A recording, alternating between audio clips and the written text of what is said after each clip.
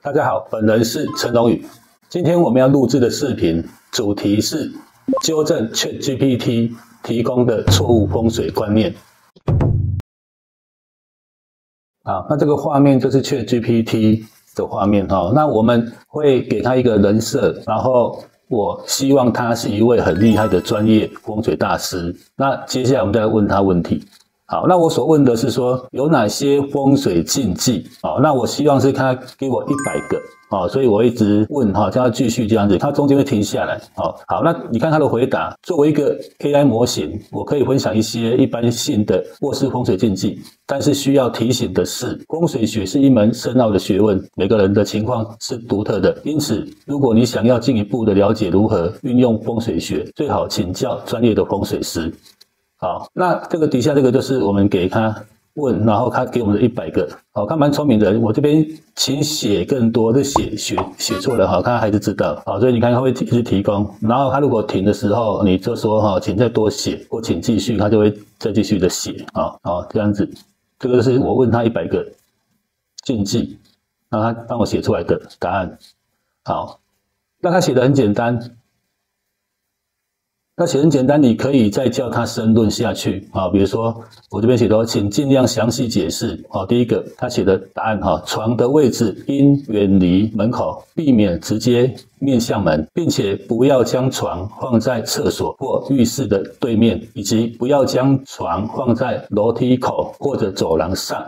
这个答案跟坊间大部分的老师讲的其实是一样的。我就叫他申论，然后他的解释是说，在风水学中，床的位置是影响居住者的身体健康和运势的重要因素。床的位置应该远离门口，避免直接面向门。这是因为在睡觉时，人体处于一种较为脆弱的状态。如果床的位置直接面向门口，容易受到外来的负面气场和不良能量的侵扰，从而影响身体健康和睡眠品质。好，那这一段讲的乍看之下很有道理，这个讲法就像外面很多的风水老师都会这样讲，所以像这个 ChatGPT， 它其实就是在网络上搜寻大部分的人的资料，但是也因为如此，所以他搜寻的大部分都错的。因为我之前也讲过，像风水的知识书籍写的大部分都是错的，那刚好就是根据这种原则选出来的内容，所以大部分也都是错的比较多。所以我才有必要说来对他提出一个纠正。好，那在这一段里面，我们要注意的是，第一个，我们人在睡觉的时候，房门通常是关闭的。那既然是关闭的，那你这样子距离房门的远近，或者说你被房门直接冲射到，这样子其实它的影响其实是比较小的，因为我们现在都是小家庭，你在睡觉的时候会有人去开你的门的那个几率很小，甚至有些人都会把门锁起来嘛。所以其实你的床离门远近，其实这个影响是非常小的。第二个，他讲说这个门跟床的距离这个距离的话，你要考虑的因素比门直接对到床影响还要远还要大。为什么？因为气流它考虑的是远近，而不是它有没有对到你。门如果离你很近，那这样你在开门的时候，它那个门风煞会比较严重一点。那门如果离你很远，即使它直接对到你，这样子它其实气流影响到你的床上的人其实也是比较小的。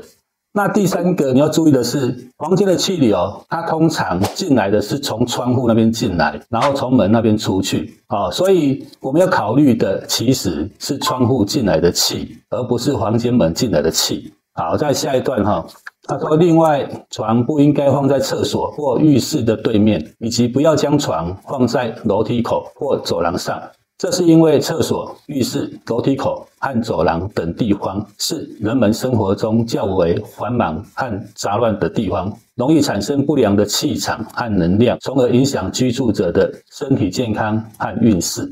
那这个要考虑的是说，我刚刚有讲过现在的人他的家庭构成的人数比较少，一般大概顶多就4、5个，所以你在睡觉的时候应该不至于说会有太多人在楼梯口、厕所、走廊那边造成他形容的繁忙和嘈杂。这一点不大可能会发生。好，再来他说，尤其是厕所和浴室这些地方湿气重，容易滋生细菌。如果床的位置在这些地方的对面，容易受到这些负面能量的影响，进而影响身体健康和睡眠品质。那这一段要考虑的是说，第一个，现代的冲水马桶跟以前的粪坑是完全不一样的啊！你们如果年纪比较大的就知道，以前粪坑它可能是1个礼拜才清一次啊，那现在冲水马桶你上完之后马上冲掉，所以基本上你说要有细菌要有那些什么湿气细菌那个基本上是比较少，而且少很多。所以这一点的话跟以前的旧有的风水观念也是差非常多再来一样要考虑到厕所门离床的位置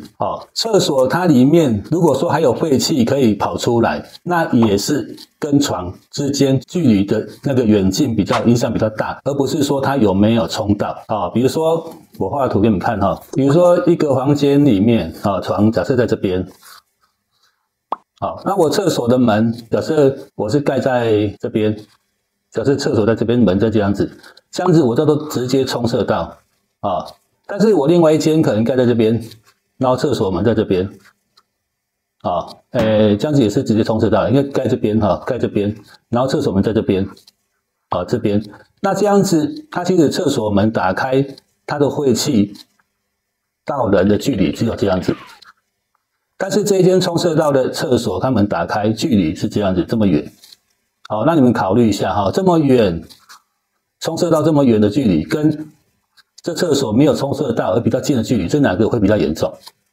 这个想就知道是这间没有冲射道的会比较严重。所以重点不是在于说有没有冲射道，是在它的距离。好，再来，因此床的位置应该远离门口、厕所和浴室的对门、楼梯口和走廊这样就可以避免受到负面气场和不良能量的影响，从而保持身体健康和良好的运势。如果因为房间的限制无法摆放在适当的位置，可以使用风水调和的方法来化解负面能量如在床头摆放一面风水镜，挂上风水挡煞符等等。那这个就很矛盾了你们想看看，他在床上摆一个风水镜或挂上风水挡煞符，那我就请问他这个风水镜跟风水挡煞符，他能不能把声音阻隔掉？能不能把细菌阻隔掉？那如果不行，那为什么挂这个有用？他刚刚讲的都是一些什么比较科学的声音、细菌这些潮湿这些东西，结果看后来到最后，就他跟你讲一个说要挂风水镜要挂上风水挡煞符之类的东西所以其实看这些资料就是从外面坊间的一些网站上来的，它本身也没有办法判断说这些是对的还是错的。所以你们如果说到网络上到 ChatGPT 这个去搜寻，那你们最大的困扰也就是说你不知道说它是对是错。好，那我们就讲到这边